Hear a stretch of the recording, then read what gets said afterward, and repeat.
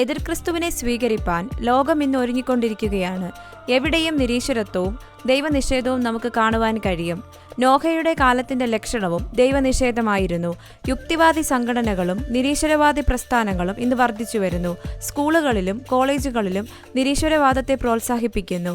സമീപകാലത്തെ ഒരു സർവേ അനുസരിച്ച് 20 കോടി ജനം നിരീശ്വരന്മാരെന്ന് സ്വയം പ്രസ്താവിക്കുന്നവരാണ്.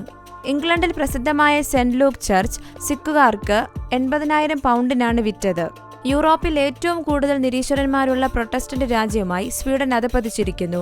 ക്രിസ്തീയ രാജ്യമായ അയർലൻഡിലെ ഭരണഘടനയിൽ നിന്ന് ദൈവത്തിന്റെ നാമം നീക്കുവാൻ പ്രത്യേക കമ്മിറ്റി ശുപാർശ ചെയ്തതായി സമീപകാലത്ത് പത്രവാർത്ത വായിക്കുകയുണ്ടായി. ക്രൈസ്തവ സംസ്കാരവും പാരമ്പര്യവും മുറ്റിനിൽക്കുന്ന കേരളത്തിൽ യേശുക്രിസ്തുവിന്റെ പരിപാവനമായ ആളത്വത്തെ അധിക്ഷേപിച്ച് 6-ാം തിരുമുറിവ് എന്ന നാടകം ആവിഷ്കരിച്ചതും പ്രദർശിപ്പിച്ചതും ഒരു ക്രിസ്ത്യാനിയാണ്. നിരീശ്വരത്വവും ദൈവനിഷേധവും ക്രൈസ്തവ മണ്ഡലത്തിൽ പോലും തല ഉയർത്തിയിരിക്കുന്നു.